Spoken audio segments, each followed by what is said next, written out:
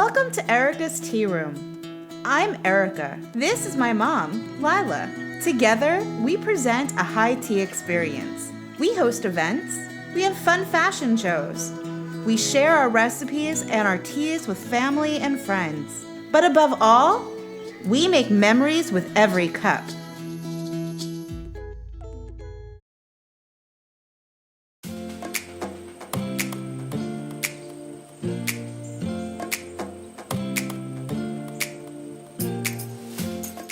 Hello, my name is Erika Shanoff, and I am the owner of Erika's Tea Room and Gifts in downtown Claremont.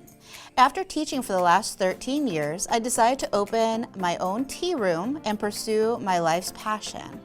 So together with my mother, we made our dream come true. My mom and I are the dynamic duo behind Erika's Tea Room and Gifts.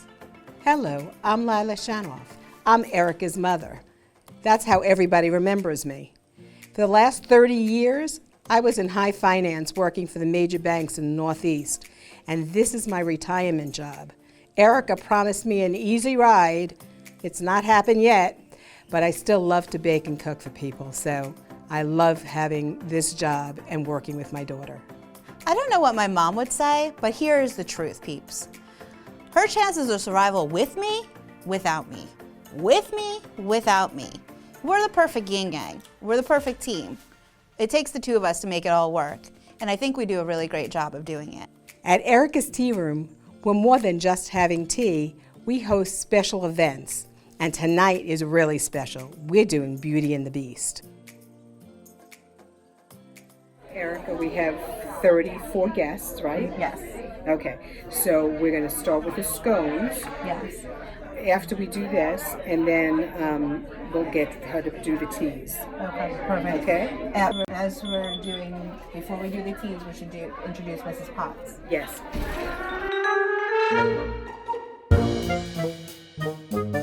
I'm Mrs. Potts, and I'm waiting until my big reveal. When I came in today, I was just gonna be my normal job. I was gonna be here for the party. I thought someone else was going to be Mrs. Potts, but then they put me in the suit. So I sent my grandma a text to let her know that I was Mrs. Potts tonight, and she thought that was very fun. But otherwise, I'm just kind of waiting for my cue.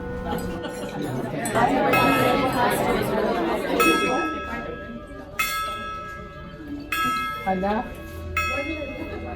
We can't trust her with her bell, you guys know. If Erika rings that bell one more time, I know what I want to do, but I can't say it on TV. Every month, we host 2 to 4 different types of events. We're all about having something for everyone. Tonight, you're going to see one of our theme nights. We also host fashion shows. We have so much fun planning these events, and tonight, we are super excited to offer and present to you Beauty and the Beast. Michelle, Mademoiselle, it is with deepest pride and greatest pleasure that we welcome you tonight. And now we invite you to relax.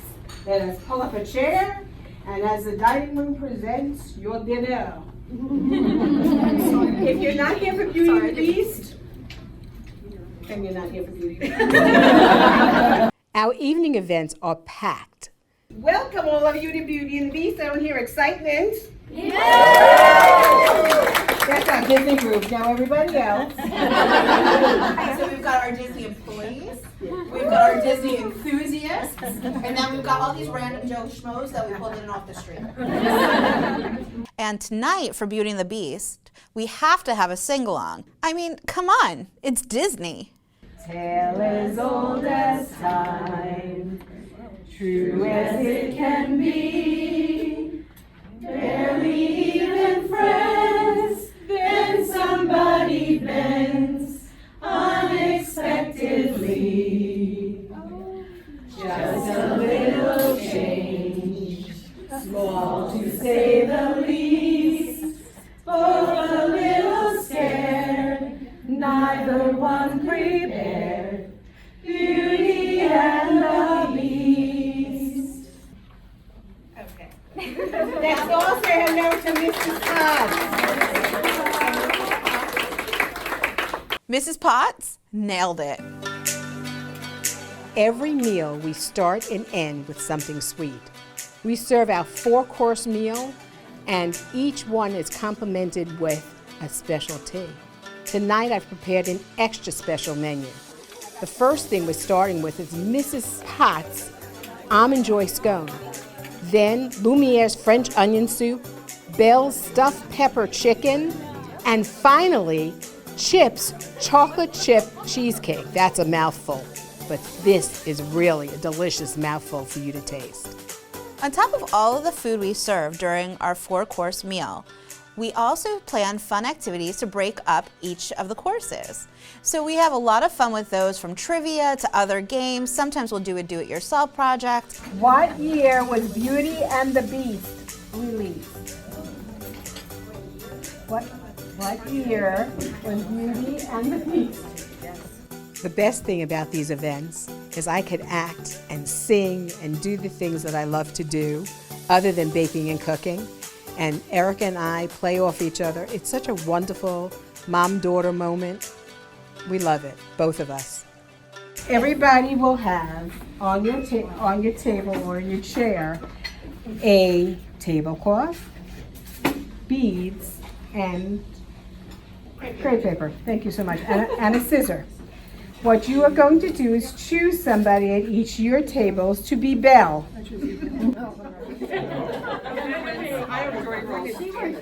And it could be Belle or it could be a Mr. Belle, whichever you'd like to do. And you're going to create Belle's dress. With what they've been given, I can't wait to see what they come up with for Belle's dress. You want to be a hippie? Yes. Okay.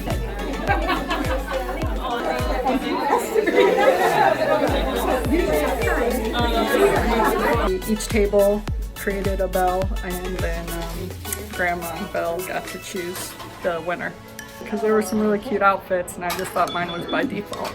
I already brought, I think, 3 people who've never been here. I'm always bringing people. I'm sending out the Facebook, like, here's this theme, let me know if you're interested. This was Beauty and the Beast. We are regulars at Erika's Tea Room, and in fact, actually, my husband and I were married here at Erika's Tea Room. We have met Leslie and her daughter, and so my daughter and I, and Leslie and her daughter, we do tea 2 to 3 times a month when we can make it. We enjoy it. We have a good time. Tonight's event was really good. We enjoy the sing-along, we enjoy the costume making, and of course, having tea with friends is always special. Drive safely. We'll see you soon. Yeah. Bye. Good job, Mama. Ari, I'm going to the kitchen. Going into the kitchen to make dinner.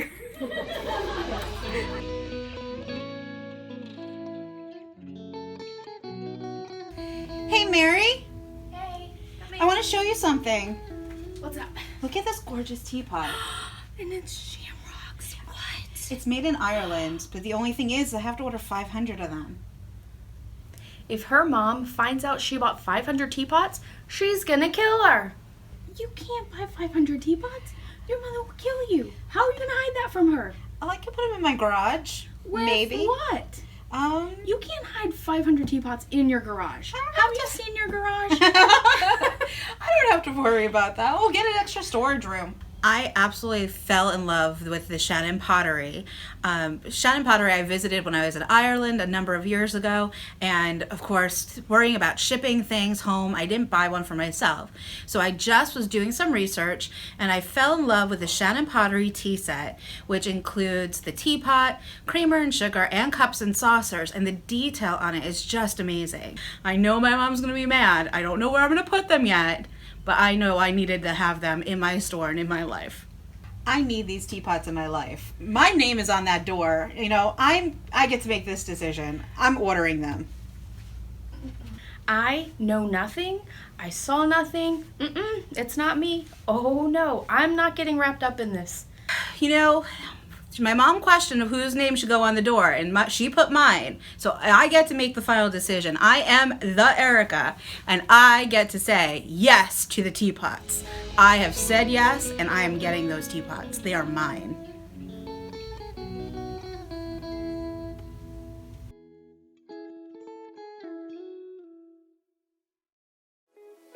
Welcome to Erika's Tea Room.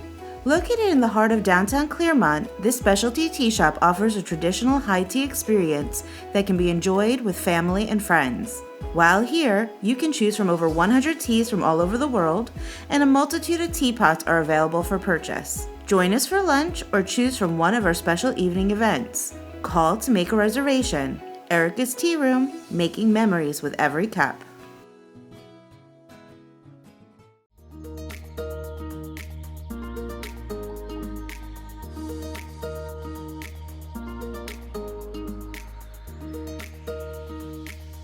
Welcome back to Erika's Tea Room. Today we're going to be talking about what is a scone and making one of our personal favorites, cherry almond scones. Mom, can you tell me what a scone is? Sure.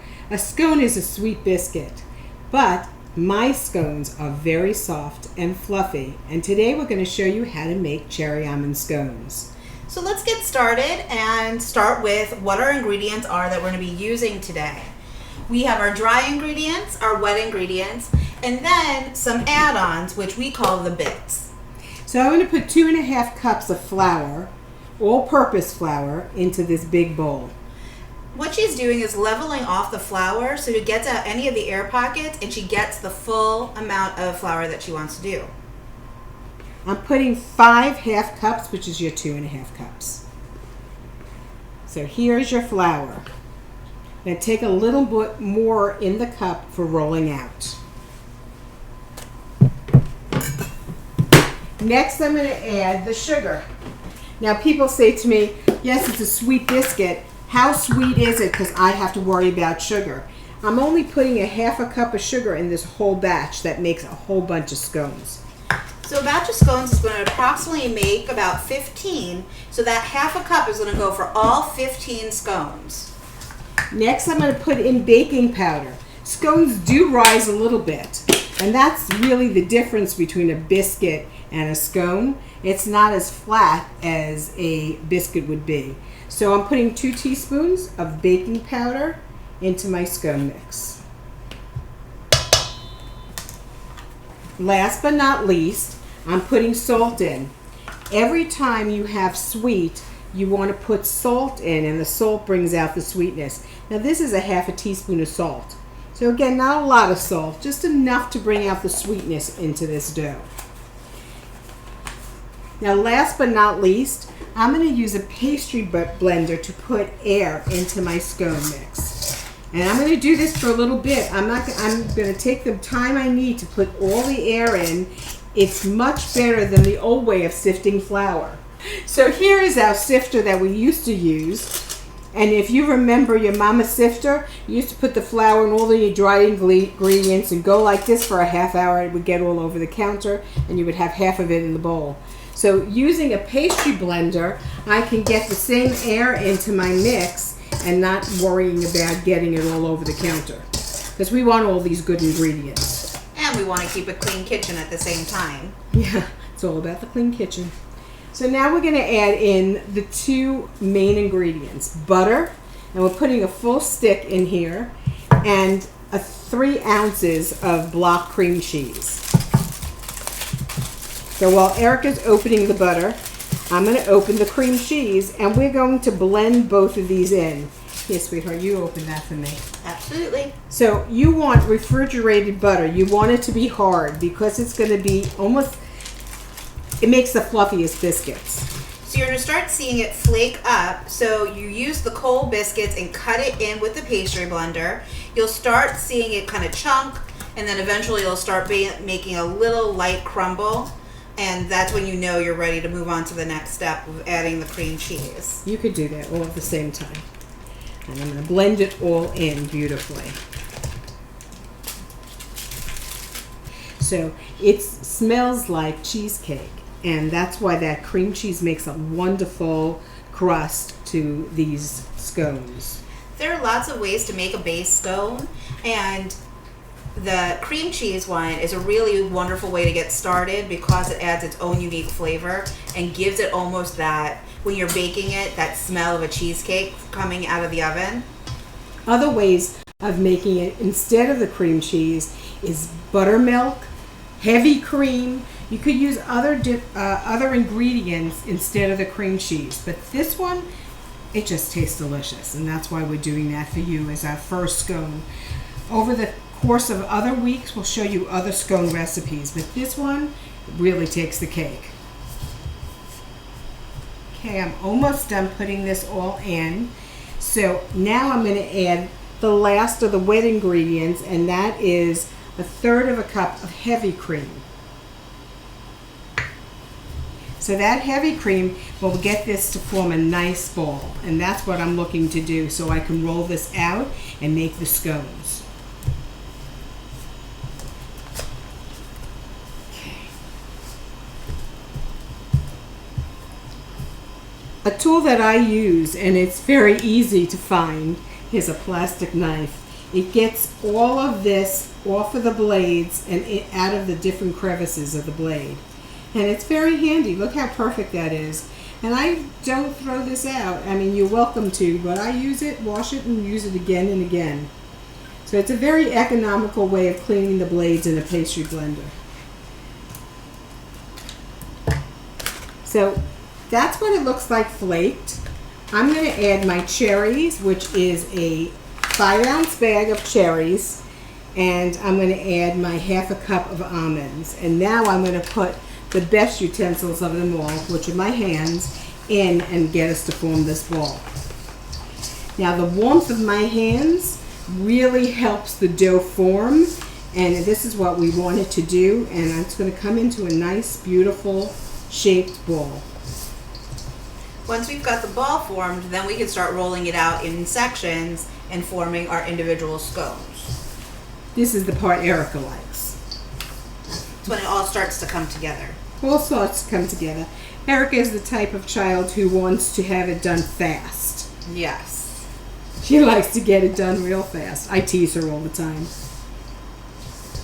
So we're starting to see our ball coming together. It's still a little bit crumbly, but the warmth of her hands is going to bring it in a little extra moisture.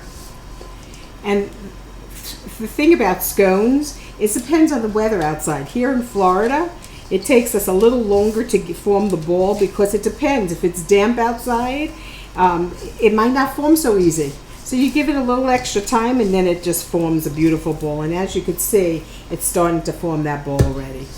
Give me another minute and I'll get that done. Now let's talk about gluten-free. If I wanted to make this same batch and I wanted it to be gluten-free, you know, the 2.5 cups of flour, I could change that into 2.5 cups of rice flour or any other gluten-free flour you like to use. I like the rice flour, but I'll tell you, it's very, very fine, and you might have to play with the liquid ingredients a little bit. So I would put the 1/3 cup in, and you might have to add just a little bit more to get it to form the ball. Additionally, you don't have to be set in stone with your flavors. You notice that we use the dried fruit of cherries. You can substitute your cherries for dried blueberries, strawberries, pineapple, really anything that you want. The same thing for your nuts. She used slivered almonds with this that were already peeled, so you don't get any pieces of the shell. You can substitute that for walnuts, pecans, anything that you like. If you don't like the texture, you can also make them without any bits in it and have a plain scone. So we do couple different styles each day. So one that we do is creme brulee, and that has no bits in it at all. So the people who like a plain, what they call a plain scone, that's what they're going to do. They're going to use the creme brulee, great flavor and very little bits. Then we do orange blueberry, and we're going to go into other ones as we take off. But today we're just going to do our beautiful cherry almond scone. Look how pretty that is. So it almost looks like you can put it into a loaf pan and bake it that way, but instead we're going to start taking sections and rolling it out to make our individual scones. So people have asked me why, these are nice and soft and fluffy, and some of the scones that they see around are much drier. Some of those are called drop scones, and they have a nice crust on the top, but the inside is very, very dry. Almost flaky, like a traditional biscuit. That's why I love this recipe. Look how soft it is, pliable in my hands. Look how beautiful that is. So I'm going to just, in my hands, form it into a disc, put it on a floured surface, put a little more flour on the side here so I can roll my rolling pin in it so it won't stick to it. Get that nice and floured, and then I'm going to roll out my dough. Thank you, Ed.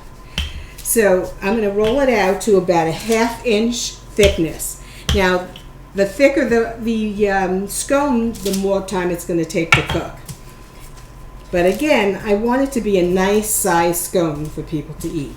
And you will see your scones rise a little bit or spread out a little bit, almost like a cookie. And that's, of course, the baking powder doing its job.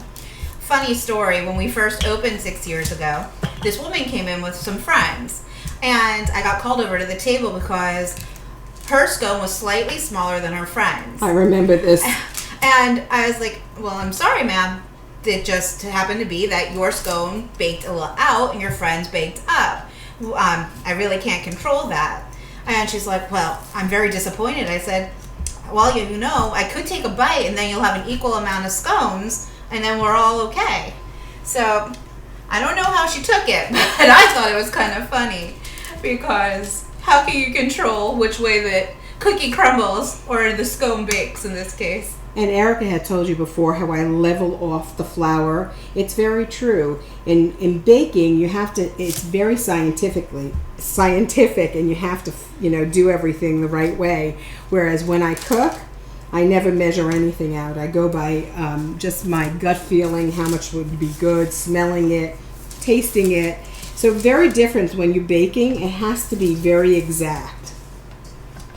So what we're doing right now is, of course, continuing to roll out our dough, using the biscuit cutter to form our scones, and then we're using 2 baking sheets with parchment paper on them. The parchment paper is a really great tool because you'll have your scones on there, you'll bake them, and really you're kind of cleaning up right afterwards because you just throw the parchment paper away. We're evenly spacing them out on the table, on the tray, so that you can move them around. They have room to grow up or out. Yep, and it doesn't stick together. Not that they really stick together, scones, but just to give it that space. So I do about 1 inch between each scone, and then I'm using a 2.5 inch pastry cutter. And you see they're about a 1/2 inch thick. Let me show you that closer. See, it's about a 1/2 inch thick. And that's a perfect scone. And it's going to grow a little bit. The cream cheese scones are a little heavy, and that doesn't rise as much as some of the other scones that we'll be doing later on.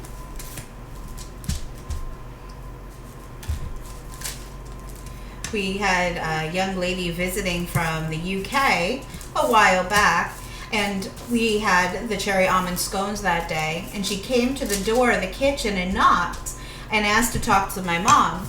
And she said, I just wanted you to know, my mom's scones are not as good as yours. And we thought it was the cutest thing ever because she had a little British accent. And of course, who else is known for their scones but the Brits? So, very English style scones, but again, I love the cream cheese dough. So we want, over the course of the weeks, if you have any questions of what you could add to a scone or change up a scone, just let us know and we'll answer all your questions.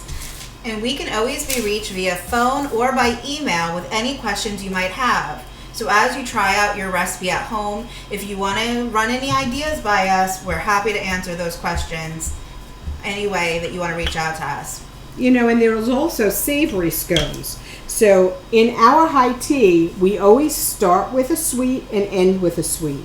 So that's why we do a sweet scone. But you could do savory scones, and they take the place of a biscuit. So that's where they get the name, the sweet biscuit. And then you could put in things such as chives, cheese, different spices. And maybe we'll take some of that on too and show you how to do that. But don't hesitate to ask us questions of what you could possibly put into a scone.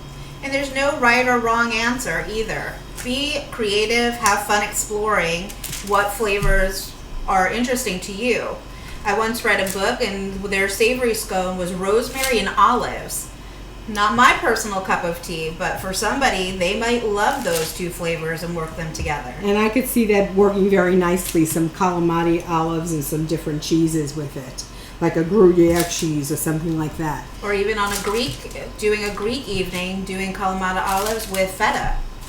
That would make a nice scone as well, Erica. But again, today we're focusing on sweet scones, and I would stick to cherry almond, blueberry lemon. We even do a peanut butter and jelly scone. There are some certain scone doughs that you could even fill it with jelly. We've done that in the past too. We did some, remember the peanut butter and jelly scones that we filled with the jelly? A couple years ago, for one of our evening events, we did a Doctor Who night. And for that, we did a Jammy Dodger scone.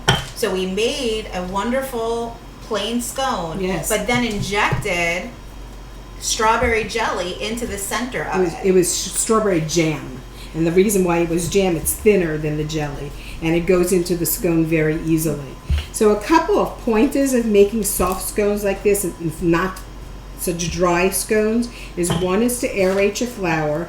Two is that cream cheese really does a lot to make the dough nice and soft.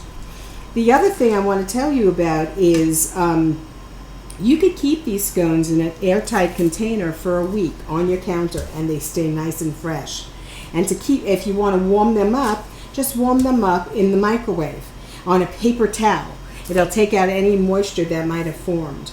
Are these also freezable? Yes, they are freezable. I could freeze a scone for a couple of weeks. Now, I'm not thrilled with freezing a scone. I think it changes the texture slightly, but it's something that you can do. And I don't keep my scones long enough for that to be able to freeze them. But something Erica had said before, the fresh fruit, remember you were starting to say that? If you use fresh fruit in scones, you can. You could take apples and slice it up and put it in a scone, or carrots to make a carrot cake scone. They don't last as long.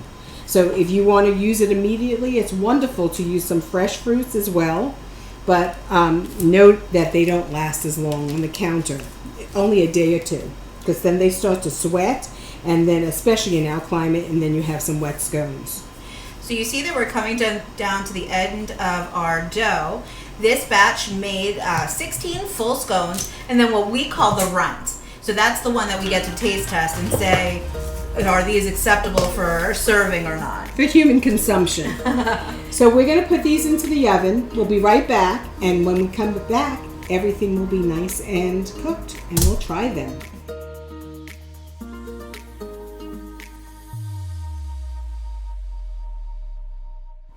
And we're back here in the kitchen. We are just getting ready to take the scones out of the oven. They look perfect. And oh, I wish you could smell these scones. Look how beautifully flaky they are. Look how they bounce back to the touch.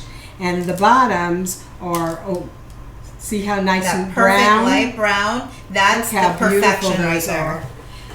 Well, thank you so much for joining us this evening. We're looking forward to taking our scones out to our dining room and sitting down with a cup of tea and tasting our cherry almond scones. And remember, let me know if you have any questions, because we want you to bake scones just like we do. So Erica, what do you think about the scones? They smell fabulous. I'm so looking forward to eating my scone with my Devon cream. Well, Mary's going to come bring us our tea. And we're today having our cherry rose tea with our cherry almond scone. So we're absolutely loving the smells scent nice. of the cherry that's permeating the air. Absolutely. So Erica, take your first bite. I want to see what you think. So I'm going to take a little touch of my Devon cream with my cherry almond scone. Yes, here at Erica's, I make white chocolate Devonshire cream. Mom, that's amazing. You like it, baby? It's wonderful. So come and join us very soon here at Erika's Tea Room, where memories are made with every cup.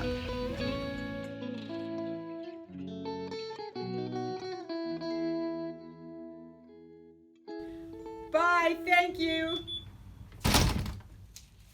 What is this? Box.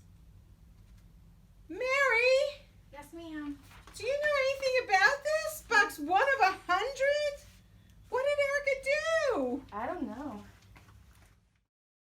Next time on Erika's Tea Room. I know Mary is lying to me. One of 100 boxes? Where am I going to put 100 boxes of teapots?